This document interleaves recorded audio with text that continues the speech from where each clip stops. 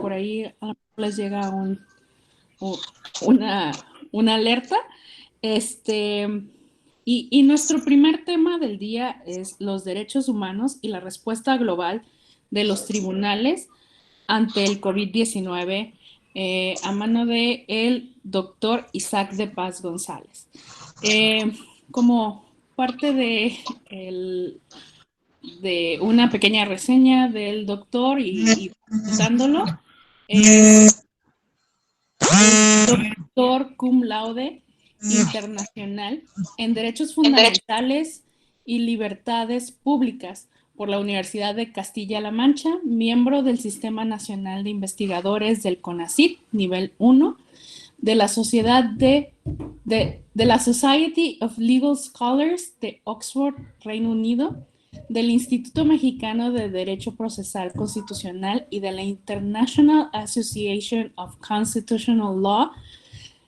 Actualmente es profesor investigador de la Facultad de Derecho Tijuana en la Universidad Autónoma de Baja California e integrante del Cuerpo de Investigación Justicia Alternativa y Social, mediante el cual desarrolla proyectos de investigación sobre derechos sociales en entornos de vulnerabilidad, pobreza y violencia. Ha impartido y presentado sus libros, así como conferencias en México, en el Instituto de Investigaciones Jurídicas de la UNAM y en el extranjero, particularmente en la Faculty of Law y el Bonavero Institute of Human Rights en la Oxford University. Tiene una lista impresionante de trabajos destacados y tenemos el placer de tenerlo en nuestra universidad en Tijuana. Entonces, nada más para hacer una pequeña anotación, les voy a pedir a todos que mantengan sus micrófonos apagados y si tienen alguna pregunta, la pueden hacer mediante el chat o al final, en el momento de las preguntas, pueden pedir la voz. Bueno, le doy el uso de la palabra al doctor Isaac de Paz.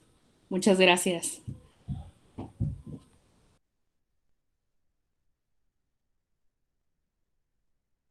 Su micrófono, doctor. Está apagado.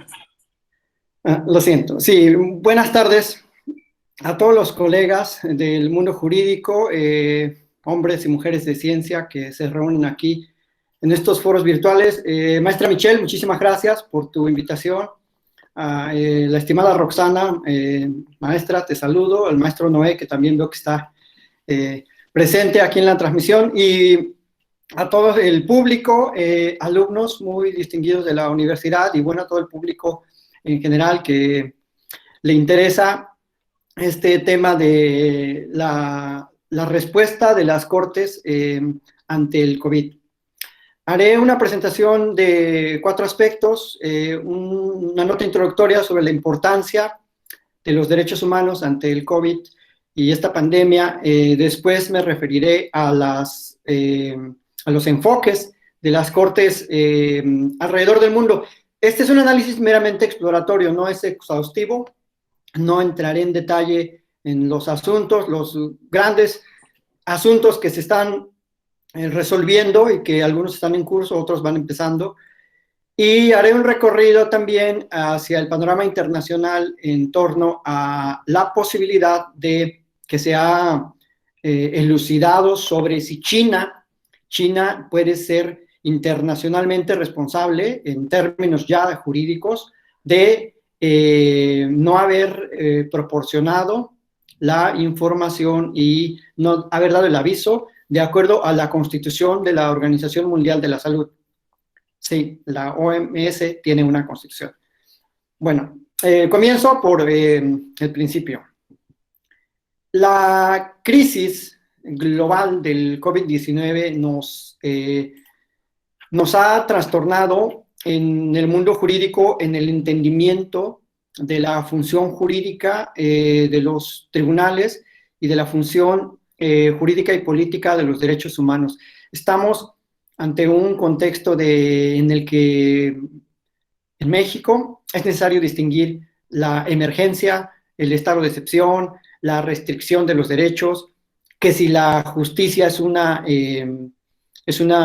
servicio esencial, y toda una serie de conceptos que traen al frente de la discusión pública de la sociedad cuál es el papel de los derechos humanos y cómo los derechos humanos están siendo llevados al límite, al límite. Y pongo un ejemplo muy claro, el derecho a la integridad personal de todos los hombres y mujeres que trabajan en los hospitales, de todo el personal que trabaja en los hospitales, que están arriesgando sus vidas. ¿Qué vale más? ¿Vale más el derecho a la salud de la gente o el derecho de ellos? Son situaciones al límite. No creo yo tener la respuesta y creo que ni siquiera desde la filosofía del derecho se tiene esa respuesta. Pero es uno de los puntos álgidos sobre los cuales es necesario reflexionar y discernir las ideas que se tienen en este momento de acuerdo a las normas y de acuerdo a los precedentes judiciales sobre todos estos temas.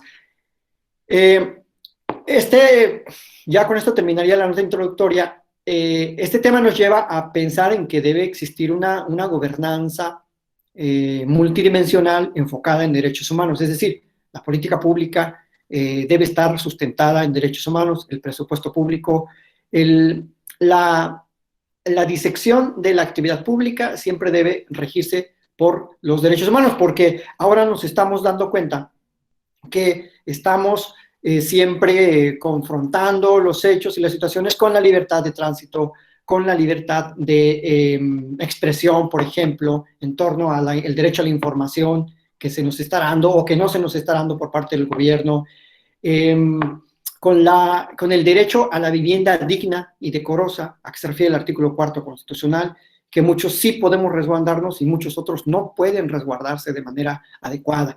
Todas estas inequidades surgen en la esfera pública y tienen un enfoque, un trasfondo de derechos humanos.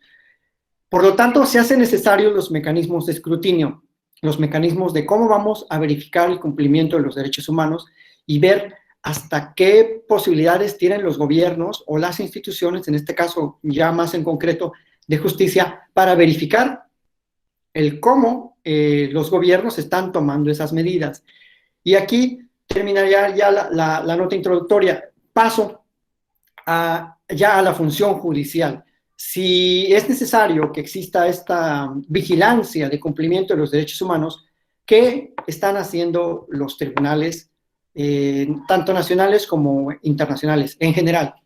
Bueno, hay diversos enfoques, desde, sobre todo, los más interesantes que ahora estamos viendo y muy pertinentes, que me parecen muy atinados, el derecho a la salud. En México, sendos amparos se han promovido para proteger y garantizar el derecho a la salud de trabajadores, de personas que están padeciendo la enfermedad y de también otras personas que están en el ámbito de la maquila. Por ejemplo, aquí en Tijuana se promovió un amparo sobre la falta de medidas adecuadas en el sector de la maquila. Y eso expone un flanco muy débil de los servicios de administración de justicia en general en México, sobre la falta de mecanismos efectivos, en primera, para enfrentar una situación de riesgo que tan de plano, tan de sopetón cayó en este país, y que desde el Consejo de la Judicatura Federal hasta las judicaturas estatales, pues dieron una respuesta más o menos vertebrada en la situación de emergencia, pero que posiblemente dejó insatisfecho a muchos. Al gremio de los abogados, por ejemplo, argumentan la violación a su derecho del trabajo por falta de expediente electrónico, por falta de impulso procesal a ciertos temas que no necesariamente están relacionados con las actividades que sí están haciendo en los poderes judiciales, como los procedimientos de alimentos y los procedimientos penales que requieren, pues son de inaplazable cumplimiento, como dicen los procesalistas. Por lo tanto, este lado muy débil de la administración de justicia ya se ha venido tocando en otros ámbitos. Se habla ya de las digicourts, de las cortes digitales y de cómo mejorar esa falta de mecanismos de avance tecnológico en el expediente electrónico, en las citaciones, en el desahogo y el desarrollo de los procesos de las audiencias, de las pruebas con medios digitales. Creo que es una gran oportunidad para que desde el espacio social, académico, del gremio de los abogados, pues cuestionemos esa falta de servicios de acceso a la justicia y fortalezcamos nuestros poderes judiciales locales. Claro, hay muchos avances, por ejemplo, en el Poder Judicial de Michoacán, tienen el expediente electrónico, en el Estado de México, en San Luis Potosí, en Querétaro. Hay estados que van muy a la vanguardia tecnológica con la firma electrónica. El propio Poder Judicial con el amparo a través también de los medios electrónicos. Pero es el momento para revalorar todos esos elementos tecnológicos que se tienen y crear una verdadera justicia digital. Ahí, bueno, ya me saldría de mi tema, no conozco los avances más notables, pero yo creo que es esta crisis, como decía Ortega y Gasset, las crisis son también para saber qué pasa y cómo lo podemos resolver. Cierro el segundo apartado de mi intervención, paso al tema ya de los enfoques concretos de las cortes. Y bueno, tengo una presentación que preparé para este efecto y era compartir pantalla y, bueno, y haré una breve, pues, referencia a los casos, digamos, que se están presentando en las Cortes nacionales. Ahí ya se ve la pantalla.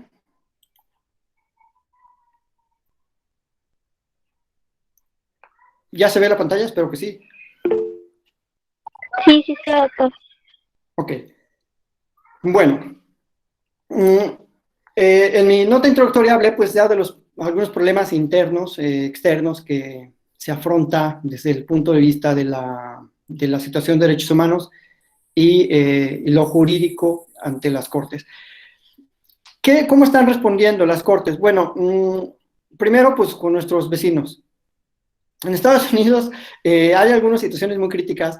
La justicia, recordemos, en Estados Unidos es partisana, o sea, los jueces son demócratas o son republicanos, y dos estados que de manera preocupante están restringiendo, por ejemplo, los derechos de la salud reproductiva. Hay un decreto en Texas que prohibió, no se sabe por cuánto tiempo, el servicio para el aborto. Entonces hay muchas mujeres ahorita en Texas que están teniendo este riesgo, aparentemente con la justificación de decir es que se está dando prioridad a aquellas personas, pacientes con COVID.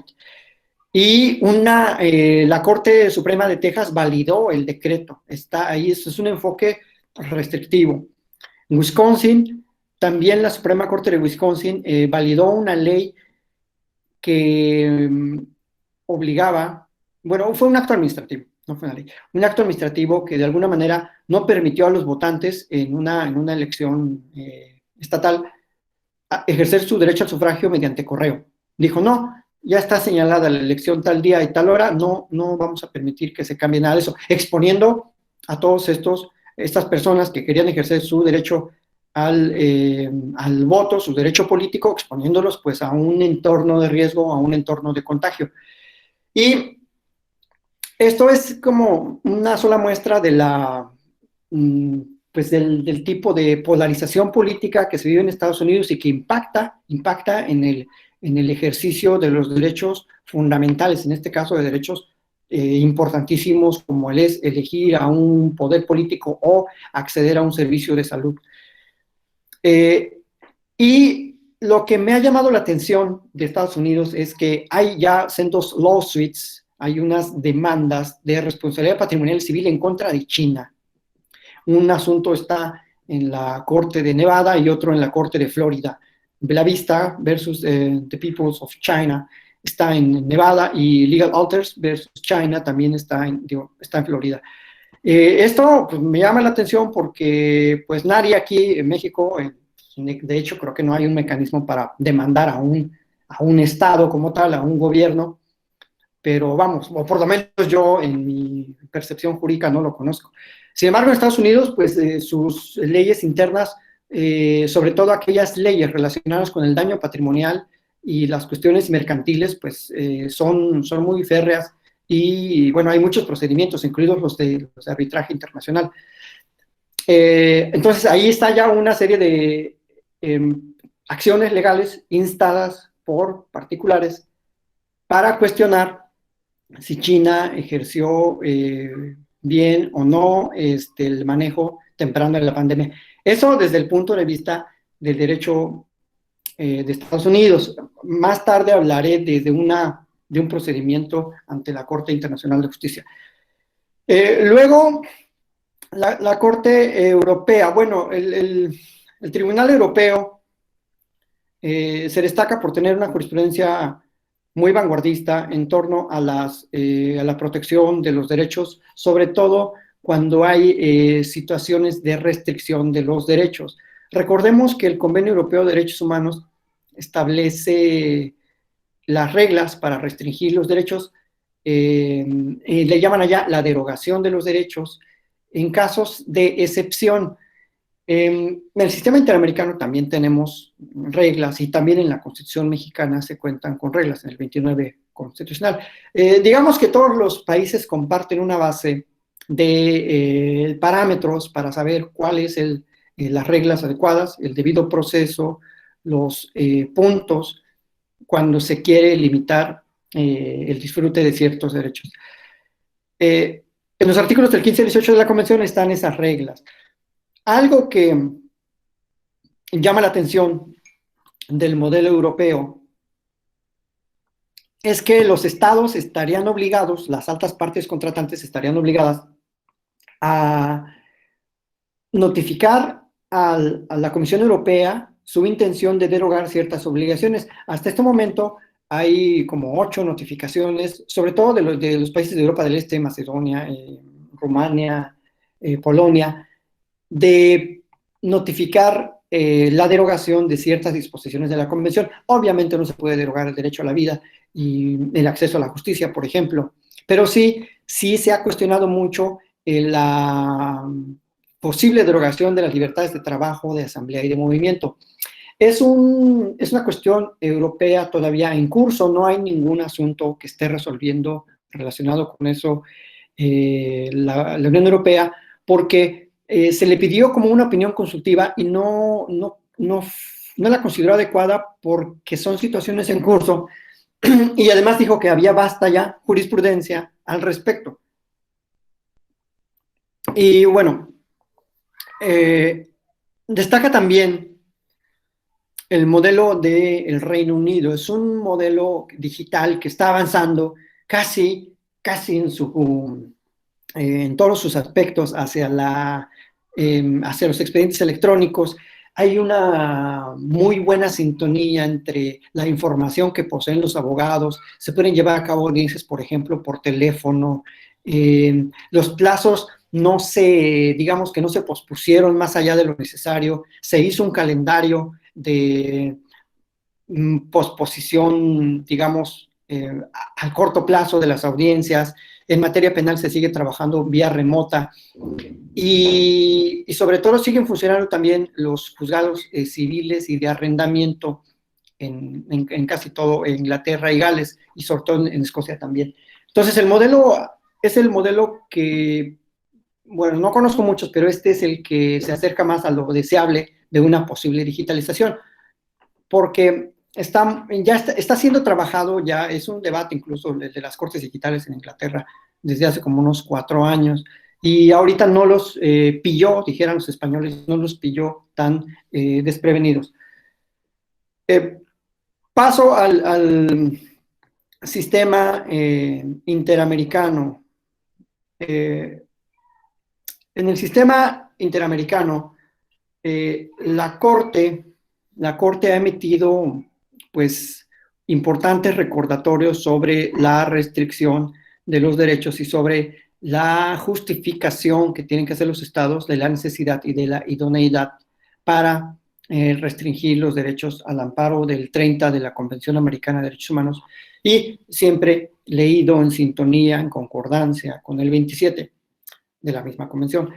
Las reglas pues son muy básicas, la proporcionalidad, los objetivos legítimos, que sean lícitos y que sea pues, un conjunto de garantías identificable, que no sea subjetivo, que no quede a discreción de una ley secundaria, que no quede a restricción de una autoridad única, que sobre todo esté ya previsto en su derecho interno. En este caso podríamos tomar como ejemplo el 29 constitucional y saber también interpretar esas reglas interamericanas en sintonía con el 29 constitucional.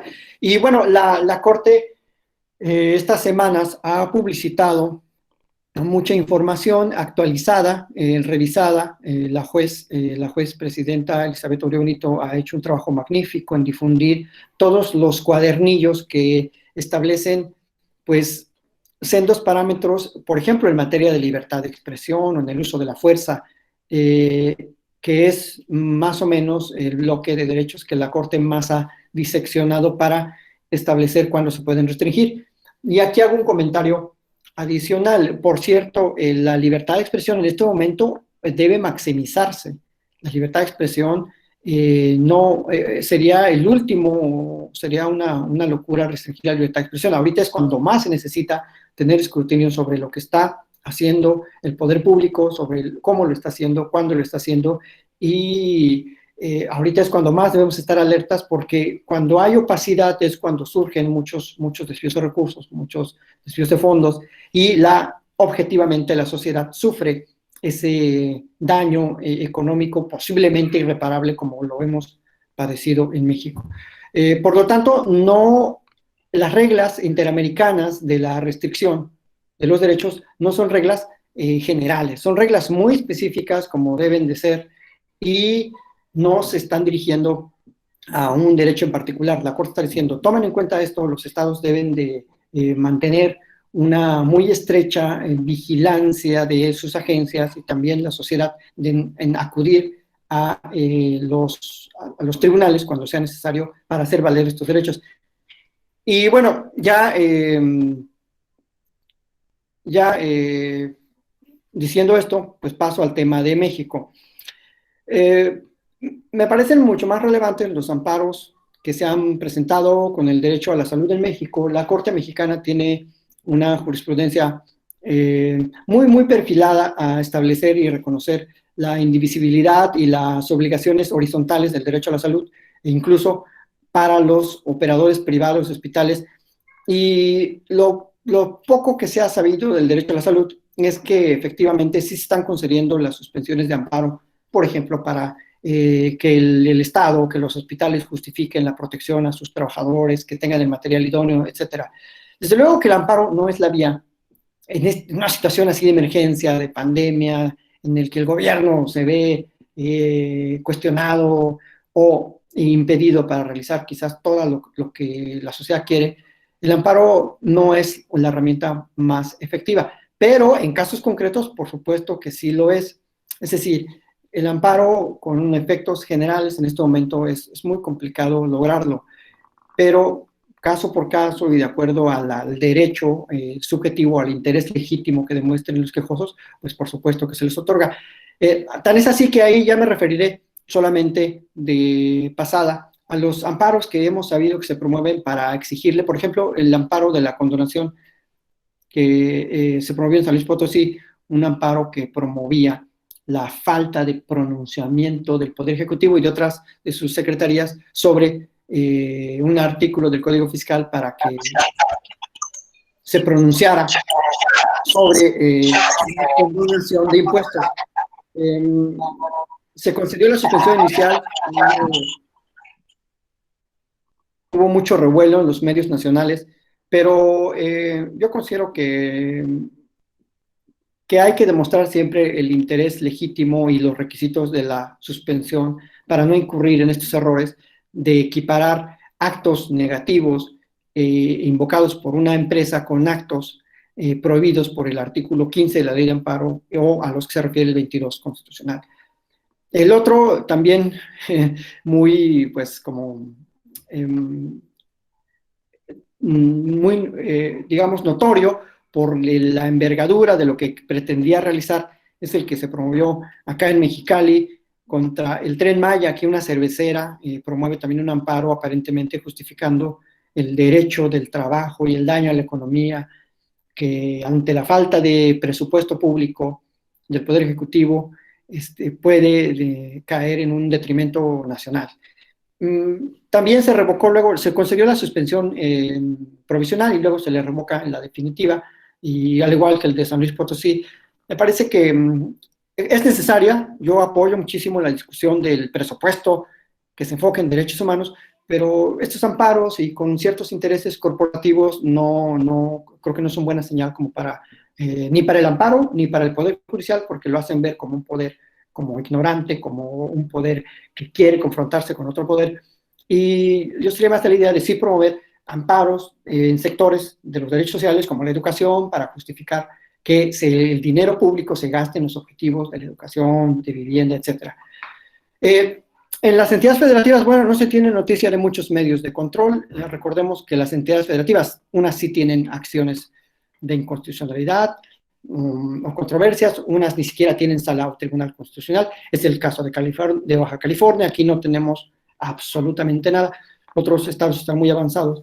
Y sería importante en este momento también traer a debate pues el papel de la justicia constitucional local, porque pues es importante también cuestionar en el ámbito de las competencias concurrentes lo que están haciendo los gobernadores. El tema en Michoacán, por ejemplo, de la restricción de tránsito, y en Jalisco, da pie a pensar que es necesaria robustecer la justicia constitucional local. Y claro, algunos dirían, bueno, pero está el amparo federal. Sí, pero a veces también es necesario, pues si está en la Constitución, el que las entidades federativas tengan tribunales constitucionales o salas constitucionales, pues démosle pues su lugar también a la justicia constitucional local. Bueno, en México entonces habrá que ver, es una mera, ni siquiera llega a evaluación, es una mera descripción de lo que está pasando, y toco el asunto final también porque me gustaría escuchar sus pues, preguntas o comentarios. China. China es responsable, todo el mundo versus China. China le debe al mundo todo, le podemos embargar hasta todo, hasta la camisa. Me pareció, primero, cuando me enteré de los asuntos en Estados Unidos por las notas periodísticas, dije, pues, ¿será posible eso? ¿Bajo qué esquema? Como no conozco mucho la ley de Estados Unidos, pues no ahondé mucho en eso, pero el derecho internacional sí tiene ciertas vicisitudes sobre la responsabilidad de los estados. La Organización Mundial de la Salud, como todo organismo, pues tiene un estatuto. Ese estatuto es su constitución, y en los artículos 63, 66, 21, 75, se fijan ciertas reglas para las disputas cuando una de las partes pues no cumpla con su obligación bajo las reglas que está establecida la Organización Mundial de la Salud, notifique en tiempo el descubrimiento o la falta de manejo de una epidemia local, de una epidemia regional, y recabe toda la información pública necesaria, la recabe en tiempos razonables y elabore las estadísticas y luego le notifique a través de su secretario ejecutivo a la OMS. Esto se establece desde el artículo 73, 76, pasando por el 21 y el 22, y en el 75 de la Constitución de la Organización Mundial de la Salud se establece la competencia contenciosa de la Corte Internacional de Justicia para resolver las disputas que en todo caso surjan por la interpretación o la aplicación de la Constitución de la OMS. Por lo tanto, si se comprueba, como parece que todo indica, que China no cumplió, que China no informó a tiempo, que China no recabó las estadísticas y no las ofreció, no las publicitó al órgano internacional que es el encargado de precisamente recabar esa información para estudiarla, para analizarla como pares internacionales, pues yo creo que sí hay no sé si China sea responsable, eso como dicen los de la presunción de inocencia, pues se demostrará en el juicio. Pero sí hay elementos jurídicos que nos permiten afirmar que China tenía o tiene obligaciones jurídicamente reconocidas, que esas obligaciones indican, y de acuerdo a la falta de información precisamente, a la opacidad que manejó durante todo el mes de diciembre, en cuanto a cifras, en cuanto a la región, en cuanto a que primero se dijo que no se transmitía de humanos a humanos, y todas estas contradicciones en que fue incurriendo el gobierno chino, ya analizado así, sin ningún ojo ideológico, bajo el prisma eminentemente jurídico de lo que señala la Constitución de la Organización Mundial de la Salud, parece indicar que no se equivocan algunos estados que dicen que China es responsable. Sobre todo este run, digamos, que surgió en Europa, Alemania, Francia y Estados Unidos. ¿Se atreverán a entablar una contienda judicial? Ya viendo el brazo de China en el ámbito comercial, no lo sé, ya eso le correspondería a los internacionalistas de cepa pura, quizás ofrecer más análisis, más respuestas. Como dije al principio, mi enfoque es meramente exploratorio. En el derecho internacional público se está manejando apenas también esta hipótesis, esta posibilidad, sobre todo la Academia Europea la está manejando. No lo sé si se vaya a resolver una controversia en la Corte Internacional de Justicia, pero yo creo que sí, por menos otros estados se van a litigio. Así que, pues en general, este es el papel, esta es la panorámica de la respuesta de las Cortes a los temas de derechos humanos que están surgiendo en el COVID-19. Es una respuesta, desde luego, poco satisfactoria para algunos. Hay muchísimas rutas que están tomando las cortes, es imposible. Lo que estuve revisando, por ejemplo, es que las cortes asiáticas también están teniendo mucho trabajo con la restricción de la libertad de trabajo, de asamblea. Y bueno, la respuesta será cuestión de tiempo que ofrece el panorama jurídico internacional.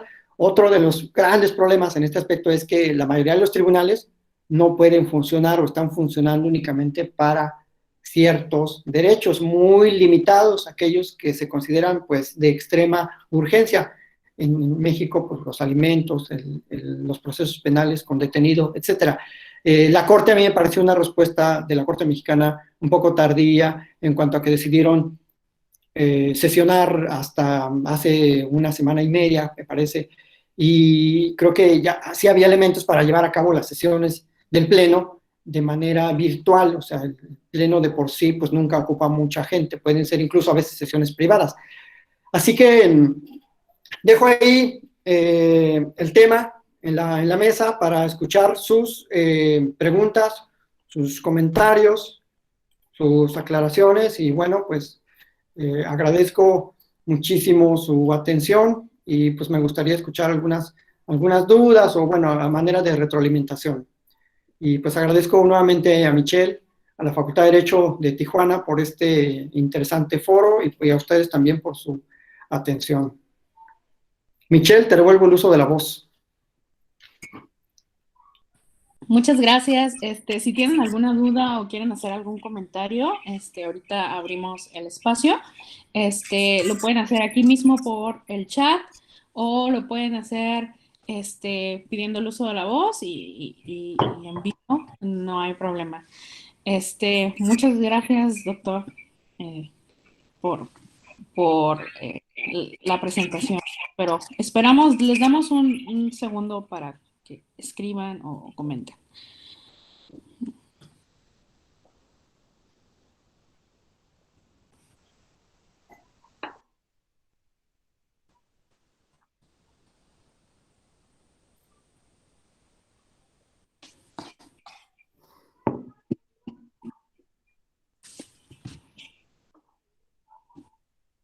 Pues creo que no hay.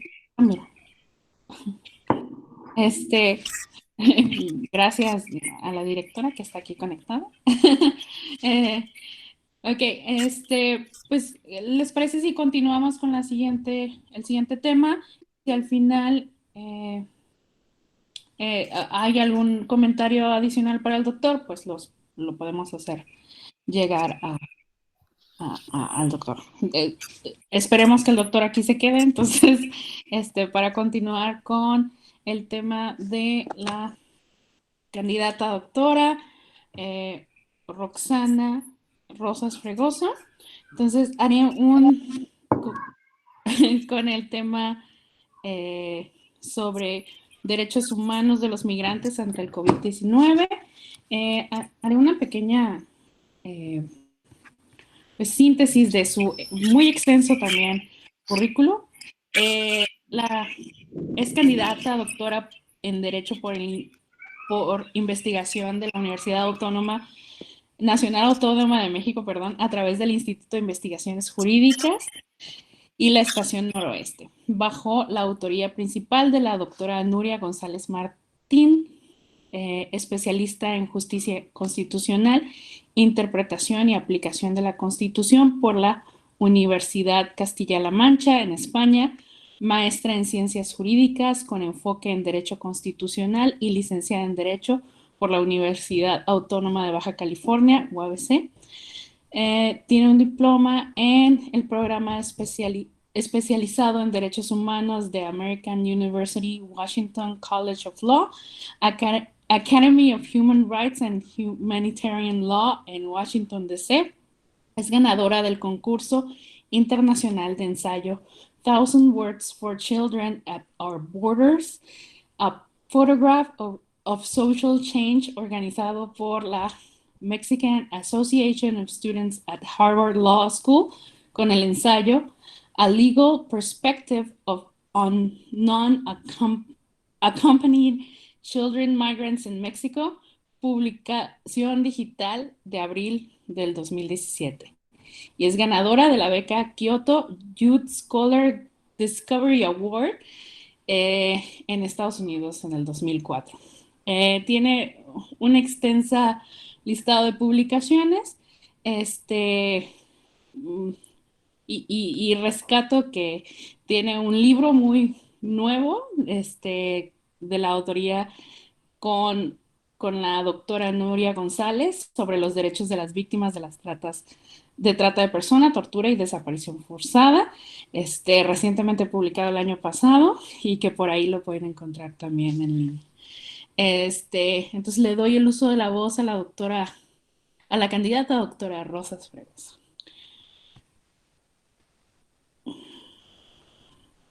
Muy buenas tardes.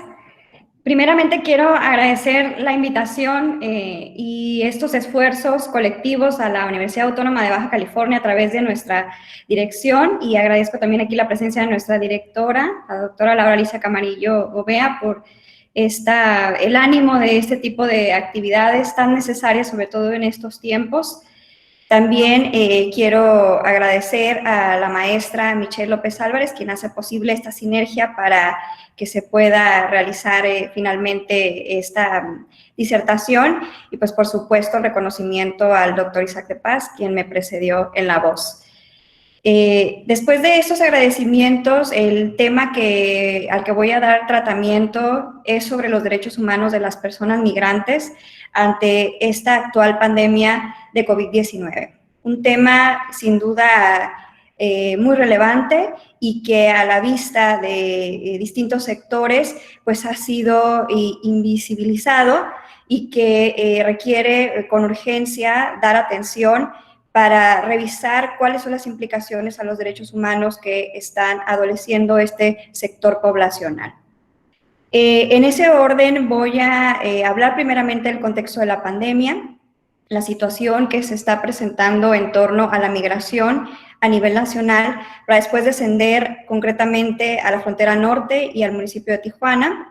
Voy a hacer algunas precisiones sobre la actividad que han realizado en la defensa de estos derechos distintos organismos, principalmente la Comisión Nacional de Derechos Humanos, y también dar el reconocido pues ahora sí que el reconocimiento a los organismos de la sociedad civil que también han impulsado esta defensa y que agradezco también, veo la presencia de la directora general de Alma Migrante, la maestra Graciela Zamudio, quien recientemente le he realizado una entrevista para efecto de un documento que nos encontramos construyendo a partir de un trabajo colectivo que está organizando el Instituto de Investigaciones Jurídicas de la UNAM sobre temas transfronterizos jurídicos que han implicado en la esfera de esta situación de COVID-19.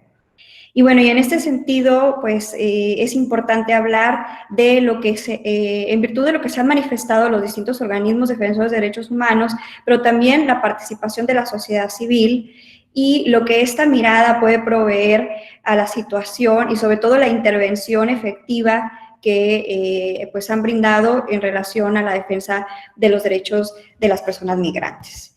Y pues finalmente emitir una conclusión sobre esto que estoy mencionando.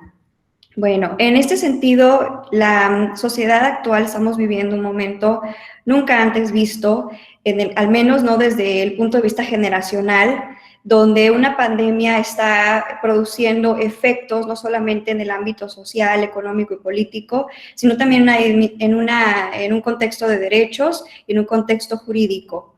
Y vamos a imaginar y poner en esta perspectiva que personas que gozamos de ciertas, digamos, privilegios o que tenemos la comodidad de tener acceso a algo que pareciera tan vital en la actualidad como el derecho humano al Internet, pues para algunos simplemente es un privilegio o es un derecho al que no tienen acceso. Y en ese sentido, si las personas que estamos en un estatus, en una situación, digamos, de derechos, pues conveniente, pues vamos a colocar en esta perspectiva a los grupos que no tienen acceso a los elementos más mínimos, como podría ser a un alimento o a un derecho de vivienda o de salud. Y en ese orden de ideas, pues poner la situación en análisis desde la óptica del derecho de las personas que se encuentran en una situación de vulnerabilidad. Y concretamente me estoy refiriendo al segmento de las personas migrantes. Recordemos que la situación jurídica que viven las personas migrantes, sobre todo en un contexto de irregularidad, es decir, sin documentación, pues adolecen una serie de situaciones y de violaciones sistemáticas a los derechos humanos. Máxime en esta situación que estamos padeciendo en virtud de esta pandemia, que pues son más difíciles aún el acceso a estos derechos, tanto como un recurso jurídico, como el estar o tener la posibilidad de quedarse en un albergue o la atención un par de días, al menos en uno de estos establecimientos. El 23 de marzo de este año, la Secretaría General de Salud publicó en el Diario Oficial de la Federación que en México se decretaba como pandemia este virus COVID-19 y esto pues ha generado a partir de ello una serie de medidas que también han impactado al derecho migratorio. Y esto a nivel nacional, pero a nivel internacional entendemos que en virtud de que los estados desean parar esta contingencia o evitar las menos pérdidas de vida posible y la propagación del virus, una de las medidas emergentes que se están practicando por parte de los estados es el cierre de fronteras. Y esto necesariamente pues está causando un impacto a derechos humanos como la libertad de circulación y residencia y la movilidad universal y la movilidad humana. Entonces, a pesar de las circunstancias que estemos viviendo y de los contextos de emergencia, los derechos de las personas migrantes tienen que ser respetados. Y ha pasado que, derivado de este cierre de fronteras, distintos albergues a nivel nacional, pues han tenido una suerte de hacinamientos y de situaciones en las que las personas migrantes de distintas nacionalidades, principalmente centroamericanas, como lo ha documentado la Comisión Nacional de Derechos Humanos en distintos informes que en breve me voy a referir, pues en estas situaciones de hacinamiento hay un riesgo latente de que se pueda generar un foco de infección en ese sentido entre estos aspectos que no se está aplicando ni la sana distancia ni las reglas mínimas para la prevención y la contención del virus. En estos momentos en los que el mundo está cerrando sus fronteras y que solamente se están aperturando para el tránsito esencial o comercial básico, es cuando los países necesitan tener un mayor control de la migración irregular. ¿Por qué digo esto? Porque si los países eliminan la posibilidad de poder permitir a las personas entrar de forma regular a los estados o los países, lo que va a suceder va a ser contraproducente en relación a la contención del virus. Entonces, más que nunca se necesita que los estados puedan crear políticas migratorias emergentes para dar frente a la pandemia de manera que en mayor medida de lo posible la migración, al menos en esta situación de contingencia, pueda ser regular para efecto de que se pueda determinar y aplicar las pruebas de COVID, o si no, determinar indicios a partir de un diagnóstico clínico, es decir, a partir de datos o sintomatologías que puedan colocar en situación de sospecha a los migrantes irregulares. De lo contrario, pues la migración va a ser un flanco en el cual los estados no se van a estar protegiendo en ese sentido. Entonces, una medida como el cierre de fronteras per se no va a generar la disminución de la propagación del virus. Quiero referirme concretamente que la Comisión Nacional de Derechos Humanos ha emitido 2 comunicados en estas últimas semanas de gran relevancia. El primero de ellos lo hizo el 17 de marzo y en el cual solicitó de manera enérgica y publicó unas medidas cautelares, es decir, de emergencia. Para que este comunicado estaba dirigido específicamente al Instituto Nacional de Migración y solicitó de forma con urgencia que el instituto liberara de manera inmediata a todos los migrantes que se encontraran detenidos o sujetos a detención en las distintas estaciones migratorias de las 32 entidades federativas. Y esto en razón de la contingencia actual de COVID-19 para efecto de evitar la propagación del virus. El 24 de marzo se emitió otro comunicado donde la misma Comisión Nacional de Derechos Humanos solicitó no solamente al Instituto Nacional de Migración, sino también a la Secretaría de Relaciones Exteriores, que colocaran medidas de contingencia para la prevención del virus en el interior de los albergues, no solamente para las personas migrantes, sino también para todos los funcionarios que colaboran dentro del instituto y dentro de la Secretaría para evitar la propagación del virus. Y en ese sentido, otros organismos y voces muy potentes se pronunciaron en torno a la inmediata liberación de las personas migrantes de los albergues.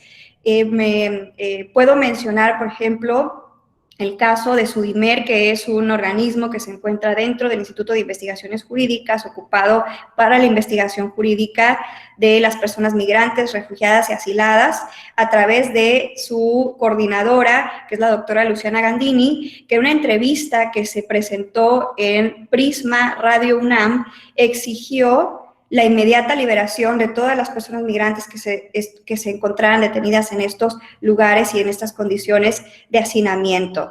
También Human Rights Watch México hizo un comunicado en el mismo tenor a través de su director general, solicitando esta inmediata liberación de las personas migrantes. El hecho de que las personas migrantes estén detenidas es una medida de última ratio que establece la Ley de Migración en México, es decir, es una medida que debe ser considerada como un último recurso.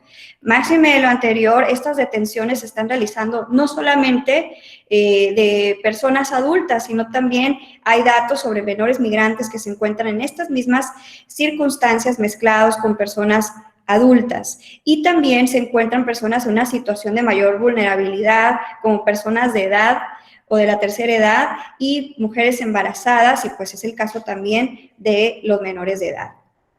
Y en ese sentido, la organización, la ONU, ha señalado en un documento que no es nuevo, que habla sobre los principios aplicables para las personas que estén sujetas a cualquier tipo de detención, que incluso en las situaciones en las que se pueda presentar una contingencia, se tienen que aplicar distintas medidas a través de estos principios y la generación de un protocolo que puedan brindar la máxima protección y seguridad para garantizar el derecho a la salud de estas personas, lo que implica en este escenario pues la liberación de las mismas en el tenor de lo que estoy comentando. Ahora, hay un papel muy importante que quiero destacar, que es el que están realizando las organizaciones de la sociedad civil en México, y que en realidad hay distintas voces en distintos foros que están empoderando estos derechos de las personas migrantes a través de distintos mecanismos jurídicos que van desde el litigio hasta el activismo en redes y distintos comunicados que están presentando.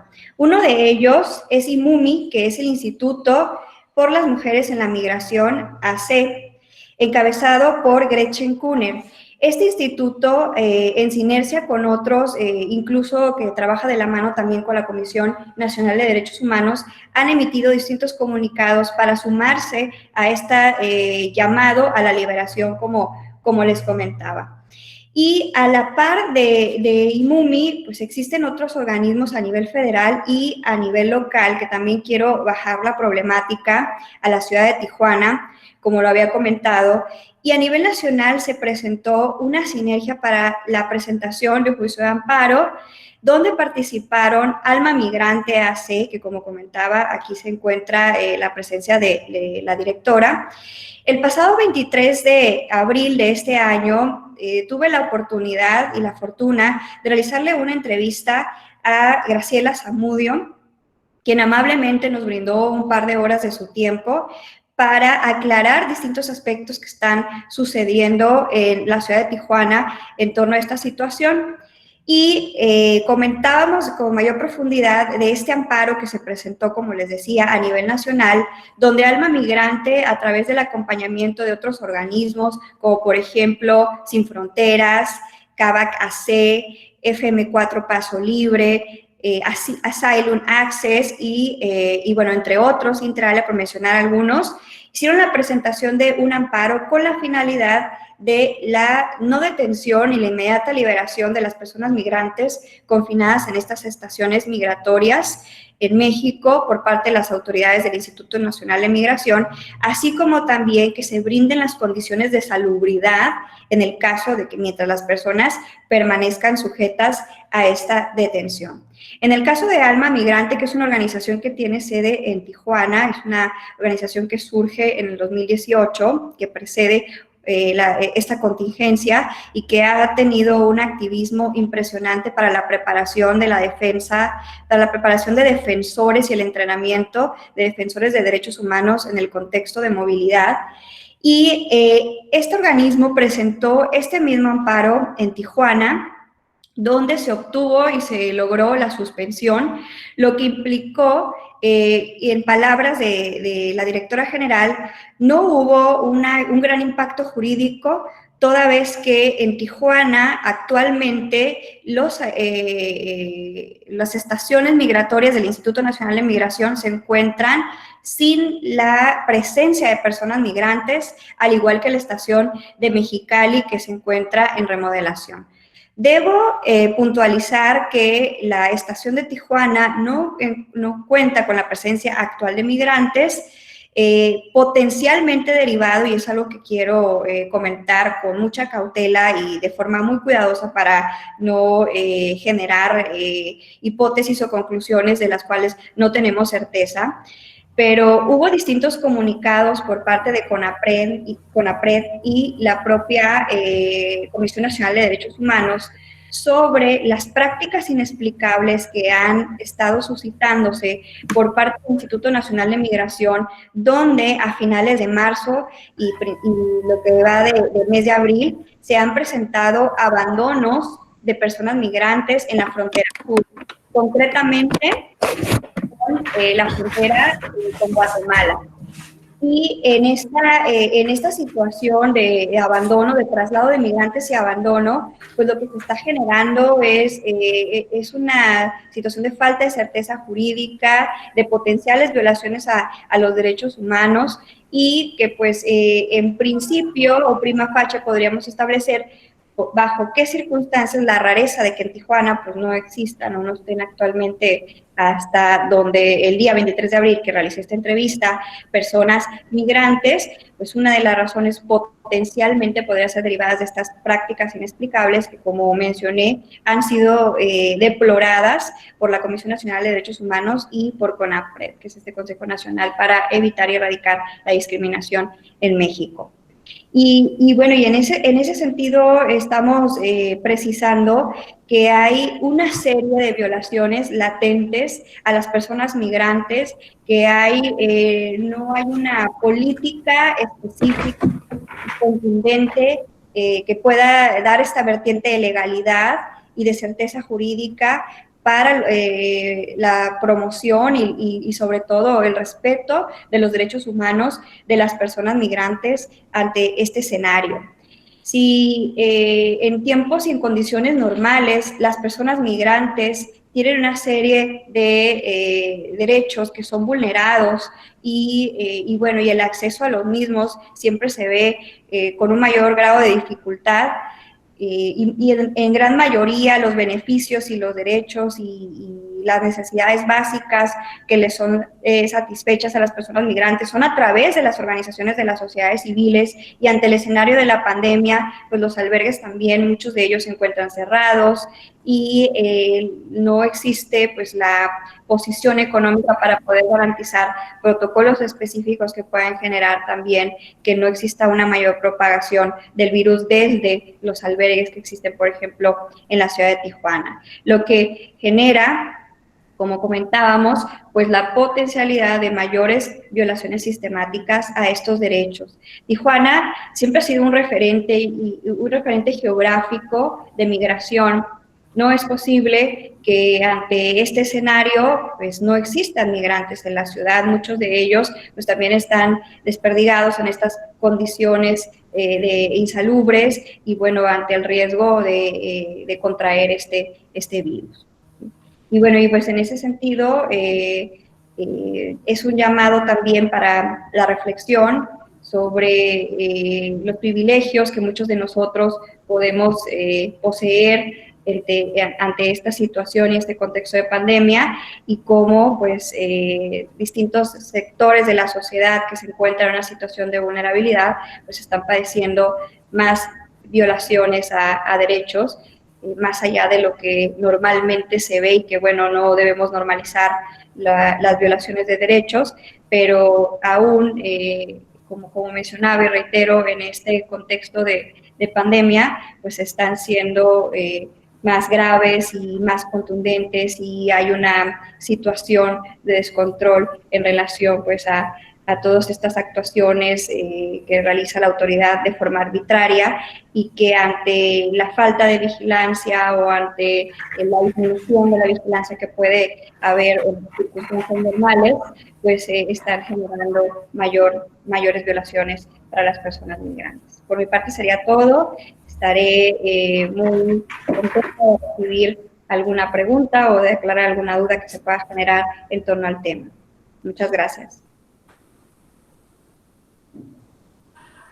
Gracias, maestra. Y de nuevo voy a abrir el momento para que puedan hacer sus preguntas, igual aquí por el chat, o si quieren el uso de la voz, con total confianza. Les damos unos segundos. ¿Qué tal? Buenas tardes. Me gustaría hacer el uso de la voz. Por favor, Luis, adelante. ¿Qué tal? Es una pregunta directa hacia la exposición de la licenciada Roxana. Comenta el tema de liberación de migrantes de los albergues para el control de salubridad de estos mismos.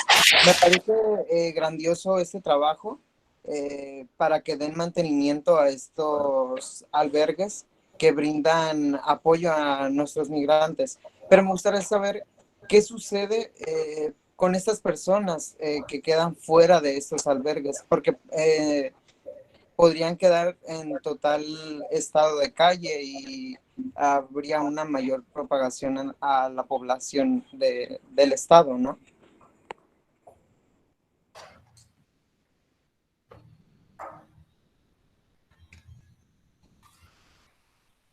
Bien. Bueno, muchas gracias por la pregunta, Luis Muñoz. En efecto, como lo mencionas, si las personas son liberadas de la forma como lo ha hecho el Instituto Nacional de Migración, que simplemente son abandonadas en la frontera sur, como se ha realizado en estas prácticas deplorables que hemos comentado, pues por supuesto que hay también un riesgo de propagación, porque pues las personas quedarían en una situación de indigencia o situación de calle. Y sin los recursos necesarios para retornar a su país, pues también la problemática es gravosa. Ahora, lo que se tiene que realizar es la liberación siempre, obviamente, a través de los procedimientos de repatriación o deportación adecuados para que estas personas puedan retornar a su lugar de origen de la forma menos riesgosa posible y no ser simplemente abandonados y dejados a su suerte. Entonces, lo que tiene que hacer el Instituto Nacional de Migración es ordenar la liberación, pero a partir de que se establezcan los procedimientos administrativos para la repatriación y deportación. En los casos en los que las personas migrantes irregulares no se encuentren en una situación de riesgo, como podría ser el caso del asilo político o del refugio, donde se podrían pues ponen en riesgo su vida si son regresados a su lugar de origen. ¿Sí?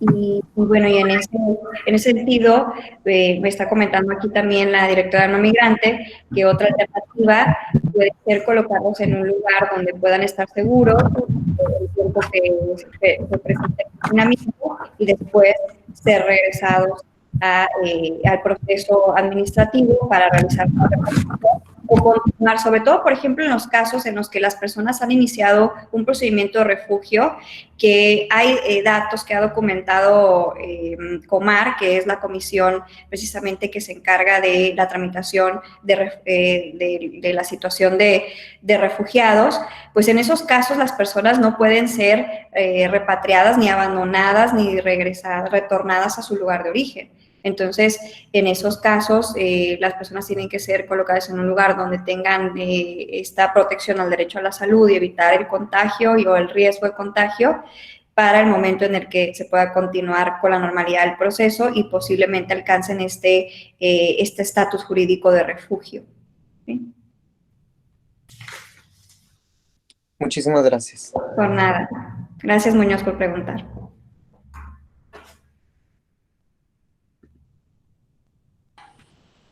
¿Alguna otra pregunta? ¿Algún comentario? Digo, se aceptan los comentarios. Sí, hola, ¿qué tal? Buenas tardes. A mí me gustaría hacerle una pregunta a la licenciada Roxana. Adelante. Bueno, si bien es cierto, ahorita la licenciada Roxana comentaba que existen aquellos migrantes que están, pues, en albergues, si no me equivoco, y en dichos albergues, pues, no existen las medidas de salubridad necesarias, ¿no? Entonces, pues, si bien es cierto, estas personas no tienen una calidad un tanto jurídica, pues, bien en México como tales, pero se les está vulnerando su derecho a la salud. ¿Y qué es lo que pasa con estas personas? ¿O hay algún órgano? Desconozco mucho, no soy muy conocedora de la materia referente a derechos humanos, pero ¿existe algún órgano jurisdiccional o la Comisión Nacional de Derechos Humanos que se encargan de, pues, tratar de aminorar un poquito estas condiciones referente a estas personas?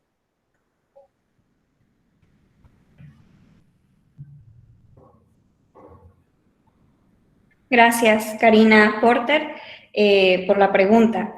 Sí, en efecto, primeramente el tema migratorio, la autoridad responsable y los primeros respondientes es el Instituto Nacional de Migración, en conjunto con la Secretaría de Relaciones Exteriores y la Secretaría de Gobernación.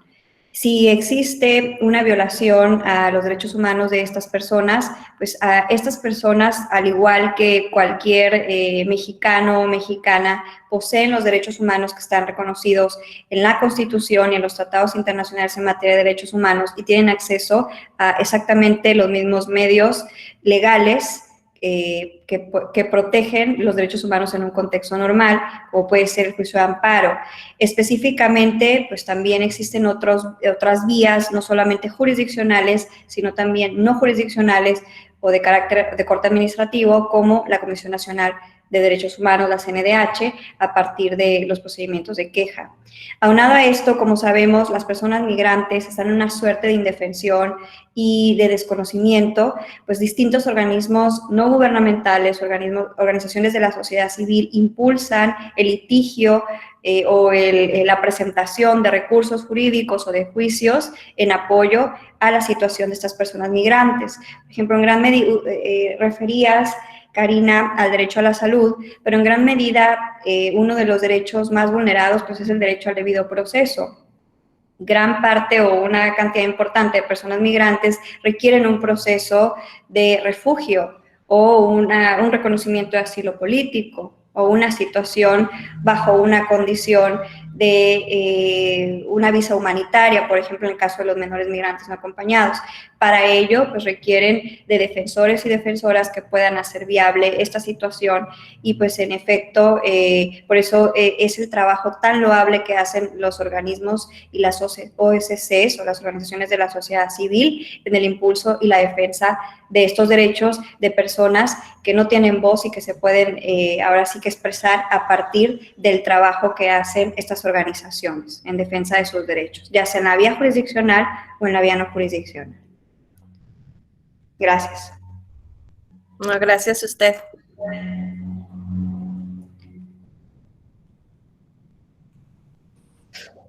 Todavía tenemos tiempo para una pregunta.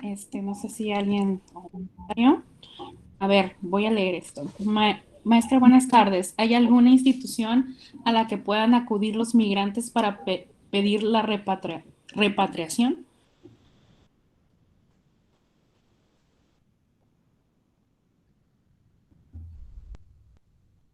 Gracias. Sí. Y esta pregunta, perdón, es de Vanessa y Beth Fernández. Gracias. Sí. Bien, sí, de hecho, como mencionaba, el Instituto Nacional de Migración es el órgano de la autoridad mexicana que se encarga de realizar estos procedimientos de corte administrativo, que pueden ser deportación, repatriación, expulsión, y la Comar, que es el organismo que se encarga del reconocimiento de situaciones jurídicas y medidas complementarias, como puede ser el refugio, las propias medidas complementarias o el asilo político.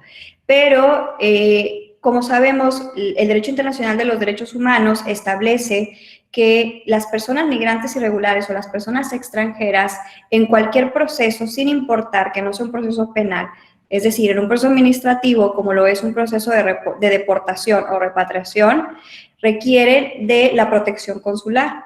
Entonces, a través de distintos medios, como puede ser las organizaciones de la sociedad civil, se puede pugnar por el enlace con estos consulados del país al que pertenezca esta persona. Por ejemplo, si es una persona salvadoreña o hondureña, o es una persona de algún país de Centroamérica, pues estas organizaciones pueden tratar de hacer esta sinergia para la participación y la protección. De entrada, la protección consular es un derecho humano que es ineludible y que la autoridad tiene que hacer ex oficio, es decir, de forma oficiosa. Pero si hay alguna violación a este derecho o dado estos tiempos de pandemia no se hacen estas notificaciones a los consulados correspondientes, distintos organismos, desde la Comisión Nacional de Derechos Humanos, como otras miradas también de protección, como Alma Migrante y MUMI, entre otros, pues pueden hacer este impulso para que se logren estos derechos. Pero finalmente, quien le corresponde esto, como comentaba, es al Instituto Nacional de Migración de cara a este proceso administrativo. Gracias, Fernández. Y tenemos un comentario, pregunta de Manuel Cifuentes Castillo. Comenta que en medio de la pandemia hay personas que tienen movilidad dentro del territorio. ¿Usted considera que se debería hacer frente y evitar en lo máximo el flujo migratorio? Esto con el fin de garantizar la salud pública. Y Y pues hay otro comentario de Belén Miramontes que dice, ACNUR está ayudando a personas que se encuentran en extrema vulnerabilidad, trasladándolos a hoteles, pero desafortunadamente las personas no tienen conocimiento de ello. Es por eso que aquí entra el papel de las organizaciones. Belén. Bien.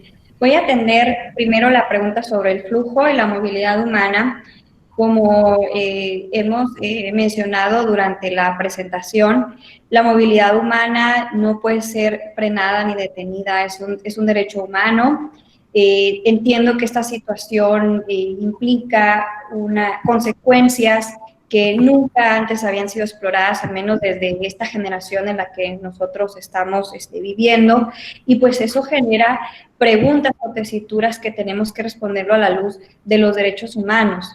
Como mencionaba, lo que tienen que hacer los estados o lo que se sugeriría sería, en atención a los estándares del derecho internacional, es procurar, más allá de cerrar las fronteras, el tránsito regular y verificar, pues en cuanto a las necesidades de ese tránsito, por ejemplo, la prioridad deben ser los casos de refugio y de asilo político y la migración de personas en extrema vulnerabilidad, como los menores migrantes no acompañados, por ejemplo. Entonces, vamos a colocarlos en esta hipótesis en que un menor migrante no acompañado está en la frontera sur y la autoridad, bajo esta situación de vulnerabilidad en la que se encuentra, no puede no permitirle la entrada, al contrario, tiene que buscar los mecanismos para brindarle esta protección holística desde la perspectiva del interés superior del menor, como por ejemplo podría ser una visa humanitaria. Entonces, se tienen que establecer medidas para que la migración, en lugar de irregular, porque la migración no es algo que se puede contener. De hecho, la propuesta en términos de globalización y gobernanza en cuanto a la migración de cara al futuro y los retos del milenio de la Organización de las Naciones Unidas están depositados en el Pacto Mundial de las Migraciones. El Pacto Mundial de las Migraciones, por lo que pugna, es precisamente por una migración regular, porque la migración deje de ser irregular, es decir, que los países permitan, aunque sea, porque finalmente hay una facultad discrecional de los estados para permitir esos flujos migratorios, pues que los estados permitan en la medida de sus necesidades la migración regular o documentada. Y pues eso va a generar, sobre todo en estos tiempos de pandemia, que tenemos que controlar qué personas acceden al territorio y si tienen síntomas de este virus, pues esto va a detener la propagación. ¿Sí? En ese sentido, creo que iría mi comentario sobre si se debe de frenar el flujo. Esto no es algo que se puede detener y como comento, entonces lo que se tiene que hacer es aperturar el marco legal para afrontar la situación en el sentido de que se regularice, ¿no? Y no por los márgenes legales sigan existiendo la migración irregular en este escenario de la pandemia y pues se genere la propagación del virus. En cuanto al comentario de ACNUR, totalmente, ACNUR, dependiente de la Organización de las Naciones Unidas, de forma constante ha generado un apoyo importante para las personas migrantes. Recuerdo en el escenario del 2018 y 2019 con el inicio de las 4 caravanas migrantes que se presentaron y que arribaron a la ciudad de Tijuana, uno de los organismos que más realizó trabajo y luchó por la protección de los derechos humanos de las migrantes fue ACNUR, por supuesto. Y aquí estuvieron presentes una serie de voluntarios que venían de ACNUR y muchas veces, como menciono, uno de las violaciones de derechos humanos que se presentan para las personas migrantes es por la falta de información, por la falta de acceso a las vías legales y a los recursos, y porque hay un desconocimiento y una falta de certeza y pues en cuanto a las leyes, en cuanto a los derechos en sí mismos. Gracias.